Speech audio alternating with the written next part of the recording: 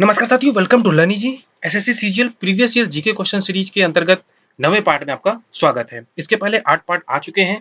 अगर आपने पिछले वीडियोस को मिस किया है तो उस वीडियो को जरूर देखिए। बहुत ही इंपॉर्टेंट वीडियो जो कि आगामी एग्जाम्स के लिए बहुत ही महत्वपूर्ण सिद्ध होंगे, क्योंकि बहुत सारे क्वेश्चंस ऐसे होते हैं जो कि रिपीट होते हैं। तो वीडियो को लास्ट तक देखिए और कोशिश कीजिए कि सभी जितने प्रीवियस वीडियोस हैं वो आप जरूर देखें, जिनके लिंक इस वीडियो के डिस्क्रिप्शन में दिए हुए हैं। तो आज के इस वीडियो में हम बात करेंगे 5 मार्क्स थर्ड शिफ्ट की जीके के आए हुए जितने भी क्वेश्चंस हैं उनका हम एनालिसिस करेंगे। इंश्योर कीजिए कि आपने वीडियो को लाइक किया है और चैनल को सब्सक्राइब किया है, जिससे नेक्स्ट वीडियो की अपडेट आपको इजीली अवेलेबल हो सके। पहला क्वेश्चन है, झांसी की रानी का समाधि स्थल किस शहर में स्थित है? यहाँ पर ऑप्शंस नहीं दिए हुए हैं। पिछले वीडियोस में ऑप्शन अवेलेबल थे, यहाँ पर ऑप्शंस नहीं दिए हुए हैं। तो इस क्वेश्चन का जो सही आंसर है वो है ग्वालियर। झांसी की रानी का जो समाधि स्थल है वो ग्वालियर शहर में स्थित है। झांसी की रानी का जो जन्म हुआ बनारस में 1835 ईस्वी में हुआ। इनके बचपन का नाम मनु था, चूंकि इनका जो पूरा नाम था मणिकर्णिका था, उनको प्यार से मनु कहा जाता था। इनके पिता जो थे वो एक मराठी थे, जो कि एक पेशवा के संरक्षण में काम करते थे।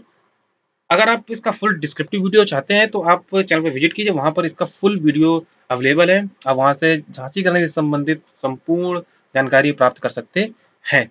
नेक्स्ट क्वेश्चन है हमारा, भारत के 15वें वित्त आयोग के अध्यक्ष कौन है? जो 15वां वित्त आयोग है इसके अध्यक्ष कौन है? तो बात करेंगे वित्त आयोग, जो कि एक संवैधानिक निकाय होता है। इसका जो काम होता है वो होता है केंद्र और राज्यों के बीच जो वित्तीय संबंध है उन पर सुझाव देना इसका काम होता है, और इसका जो गठन किया जाता है वो राष्ट्रपति के द्वारा किया जाता है। अब बात करेंगे इसके वर्तमान में अध्यक्ष कौन है? तो इसके जो अध्यक्ष हैं 15वें वित्त आयोग के वो हैं एनके सिंह। एनके सिंह ने अपनी जो रिपोर्ट सौंपी वो 1 फरवरी 2020 को इस आयोग ने पहली रिपोर्ट सौंपी। नेक्स्ट क्वेश्चन है, बॉम्बे स्टॉक एक्सचेंज की स्थापना किसके द्वारा की गई थी? तो बॉम्बे स्टॉक एक्सचेंज जो कि सबसे पुराना है इंडिया और एशिया दोनों की, अगर हम बात करें तो भारत और एशिया का सबसे पुराना स्टॉक एक्सचेंज, जिसकी जो स्थापना हुई थी 1875 में हुई थी। लेकिन यहाँ पे हमसे पूछा गया है कि इसकी जो स्थापना है वो किसके द्वारा की गई थी? तो इसकी स्थापना प्रेमचंद रायचंद्र के द्वारा की गई थी। नेक्स्ट क्वेश्चन है, निम्नलिखित में से एप्सम सॉल्ट का को किस नाम से जाना जाता है? तो एप्सम सॉल्ट जो है उसको मैग्नीशियम सल्फेट के नाम से जाना जाता है। इसका मतलब जो मैग्नीशियम सल्फेट है, जिसको MgSO4, इसका जो सूत्र है वो MgSO4 है, और जो मैग्नीशियम सल्फेट है ये एक अकार्बनिक यौगिक है। तो मैग्नीशियम सल्फेट को एप्सम सॉल्ट के नाम से जाना जाता है। नेक्स्ट क्वेश्चन है, किस कंपनी ने क्रिकेटर हरभजन सिंह को 2019 में अपना ब्रांड एम्बेसडर बनाया? तो जो 2019 की है और जो एग्जाम हुआ वो 2020 में, तो करंट का क्वेश्चन है लेकिन थोड़ा सा पुराना है। तो आपको यहाँ से ये भी देखना है कि हमें कितनी एवरेज का करंट या किस ड्यूरेशन का करंट जो है हमें पढ़ना है, और किस किस टॉपिक से क्वेश्चन ज्यादा पूछाते हैं। तो वीडियो को पूरा देखिए, उसको एनालिसिस कीजिए, और किस तरीके से क्वेश्चन पूछा जाता है ये सारी चीजें आपको इस वीडियो के माध्यम से बताई जाएंगी। तो इसका जो सही आंसर है वो है Brunner and Barskin. Brunner and Barskin company ने हरभजन सिंह को 2019 में अपना ब्रांड एम्बेसडर बनाया। नेक्स्ट है, कांग्रेस सोशलिस्ट पार्टी CSP, इसकी स्थापना कब की गई थी? तो बात करेंगे कांग्रेस सोशलिस्ट पार्टी या CSP, तो आचार्य नरेंद्र देव ने इसकी स्थापना पटना में की थी, और कब की थी? वो की थी 1934। अगर हम एग्जैक्ट डेट की बात करें तो 17 मई 1934 को इस पार्टी की स्थापना की गई थी, लेकिन सिर्फ एग्जाम्स में इसका ईयर पूछा गया था, तो 1934 में इसकी स्थापना की गई थी आचार्य नरेंद्र द्वारा पटना में। नेक्स्ट है, राष्ट्रीय राजमार्ग NH44 के निर्माण के लिए कितने राष्ट्रीय राजमार्गों को आपस में मिलाया गया था? जो NH44 है ये भारत का सबसे लंबा नेशनल हाईवे है, और इसको बनाने के लिए कुल 7 राजमार्गों को आपस में मिलाया गया। चूंकि इसका जो लेंथ है वो बहुत लंबी है, तो कई राजमार्गों को मिला करके एक NH44 नामक राजमार्ग बनाया गया, जो कि श्रीनगर से कन्याकुमारी तक जाता है। नेक्स्ट क्वेश्चन है, 11 जनवरी 2020 को किसे राष्ट्रीय पुस्तक न्यास, यहाँ पर जो राष्ट्रीय पुस्तक न्यास है इसको अगर हम थोड़ा सा वो करें तो नेशनल बुक ट्रस्ट के नाम से इसको जाना जाता है, जो कि ज्यादा लोग उसको नेशनल बुक ट्रस्ट के नाम से जानते हैं। तो NBT का जो निदेशक है वो किसे नियुक्त किया गया है? तो नेशनल बुक ट्रस्ट का जो निदेशक नियुक्त किए गए हैं वो है लेफ्टिनेंट कर्नल युवराज मलिक। अगर हम बात करें जो एनबीटी है वो किसके अंडर काम करती है, तो ये भारत सरकार के मानव संसाधन एवं विकास मंत्रालय के अंतर्गत काम करती है। इसका कार्य क्या होता है, तो जो एनबीटी है उसका जो कार्य है वो प्रकाशन करना है, पुस्तक पढ़ने के लिए लोगों को प्रोत्साहित करना है, विदेशों में जो भारतीय पुस्तकें हैं उनको भी प्रोत्साहित करना इसका काम होता है। इसके अलावा विश्व में पुस्तकों का मेला लगाना और लेखकों को बढ़ावा देना एनबीटी का कार्य है। नेक्स्ट क्वेश्चन है, थर्मामीटर में किसका प्रयोग पारा के विकल्प के रूप में किया जाता है। यदि हम थर्मामीटर में पारा का प्रयोग नहीं करेंगे तो उसके विकल्प के रूप में किसका प्रयोग किया जाता है, तो गैलिंस्टन का प्रयोग पारा के विकल्प के रूप में किया जाता है।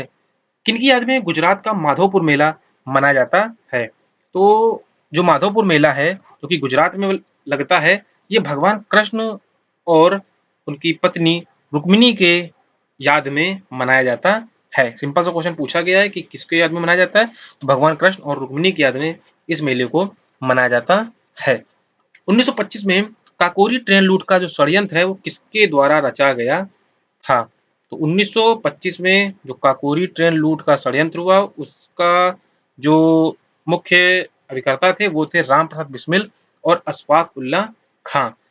अशफाक उल्लाह खां और राम प्रसाद बिस्मिल इस षड्यंत्र के मुख्य, अंग्रेजों के हिसाब से कहें तो मुख्य आरोपी थे, लेकिन यदि हम भारतीय परिप्रेक्ष्य कहें तो उस समय ये मुख्य क्रांतिकारी थे जिन्होंने काकोरी ट्रेन को लूटा जिसमें सरकारी खजाना छुपा हुआ था। 2019 के उपलब्ध आंकड़ों के अनुसार भारत में कुल कितने राष्ट्रीय उद्यान हैं। राष्ट्रीय उद्यानों की संख्या भारत में 2019 के अनुसार जो है वो 104 है। नेक्स्ट क्वेश्चन है, भारत के किस वायसराय ने 1943 के बंगाल के अकाल पर ध्यान दिया और सेना को भूख से पीड़ित ग्रामीण बंगालियों को राहत सामग्री वितरित करने का आदेश दिया, तो जो बंगाल में अकाल पड़ा उसमें सेना के द्वारा जो बंगाली थे उनको राहत सामग्री वितरित करने का आदेश दिया गया, तो ये किसने किया, ये था लॉर्ड लिनलिथगो। लॉर्ड लिनलिथगो ने अकाल में ध्यान दिया और वहां जो भी पीड़ित थे उनको राहत सामग्री वितरित करने का आदेश भी दिया।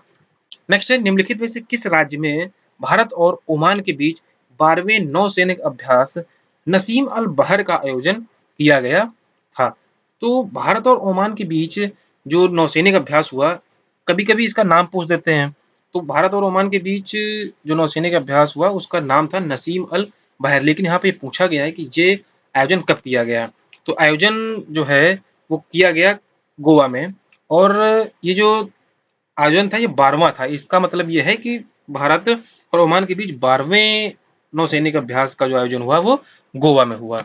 नेक्स्ट है, कॉटन जिन का आविष्कार निम्नलिखित में से किस वैज्ञानिक ने किया। कॉटन जिन का आविष्कार एली व्हाइटनी ने किया। नेक्स्ट क्वेश्चन है, 9 जनवरी 2020 को हैदराबाद में किसे सामाजिक सेवा के लिए प्रथम मुप्पवरपु राष्ट्रीय पुरस्कार से सम्मानित किया गया, तो मुप्पवरपु राष्ट्रीय पुरस्कार से सम्मानित जो प्रथम व्यक्ति हैं, क्योंकि ये पहला ही पुरस्कार वितरित किया गया है, और ये सम्मान डॉक्टर मानकोम्बू सांबशिवन स्वामीनाथन, जिनको हम एम.एस. स्वामीनाथन के नाम से जानते हैं। एम.एस. स्वामीनाथन जिनका संबंध तमिलनाडु से है और इनका जन्म 7 अगस्त 1925 को हुआ। ये भारत में हरित क्रांति के जनक माने जाते हैं। इनको पद्म पुरस्कारों के अंतर्गत तीनों पद्म पुरस्कार पद्मश्री, पद्म भूषण और पद्म विभूषण से सम्मानित किया गया, और इसके अलावा इनको रेमन मैग्सेस पुरस्कार से भी सम्मानित किया गया। इसके अलावा इनको कई और अवार्ड से सम्मानित भी किया गया है। तो मप्पवरपु राष्ट्रीय पुरस्कार जो कि पहला था ये एम.एस. स्वामीनाथन को दिया गया। नेक्स्ट है, अंतरराष्ट्रीय नौसेना कार्यक्रम जिसका नाम मिलन है, ये मार्च 2020 में कहाँ आयोजित होने वाला है। चूंकि ये क्वेश्चन मार्च के स्टार्टिंग में पूछा गया है और इसका जो आयोजन है वो मार्च में लास्ट में होना था, इस वजह से ये पूछा गया है कि 2020 में कहाँ आयोजित होने वाला है, तो इसका जो आयोजन स्थल था वो था विशाखापत्तनम। नेक्स्ट क्वेश्चन है, निम्नलिखित में से कौन सी अकादमी ग्वालियर में तानसेन समारोह आयोजित करती है, तो तानसेन अवार्ड जो कि मध्य प्रदेश सरकार द्वारा दिया जाता है और इसका जो आयोजन करती है वो है उस्ताद अलाउद्दीन खान कला एवं संगीत अकादमी। तो उस्ताद अलाउद्दीन खान कला एवं संगीत अकादमी के द्वारा तानसेन समारोह, जिसके अंतर्गत तानसेन अवार्ड दिया जाता है, ग्वालियर में आयोजित किया गया। ग्वालियर जो कि मध्य प्रदेश के अंतर्गत आता है। नेक्स्ट है बनास नदी की दक्षिणी सहायक नदी बेड़च राजस्थान के किस जिले की पहाड़ियों से शुरू होती है? राजस्थान की एक महत्वपूर्ण नदी बनास नदी है और बनास नदी की सहायक नदी बेड़च है। तो क्वेश्चन ये पूछा गया जो बेड़च है वो किस जिले की पहाड़ियों से शुरू होती है? तो बेड़च जो है वो उदयपुर से निकलती है। बात करेंगे कि उदयपुर के कहाँ से, तो उदयपुर के गोगुंदा की पहाड़ियों से निकलती है, जहां पर उद्गम के समय इसका जो नाम है वो आयड़ होता है। आयड़ नदी के नाम से जानी जाती है, लेकिन बाद में जब ये उदय सागर झील से होकर के गुजरती है तब इसको बेड़च के नाम से जाना जाता है। तो इसका स्टार्टिंग का नाम क्या है? आयड़, और बाद में इसको बेड़च के नाम से जाना जाता है।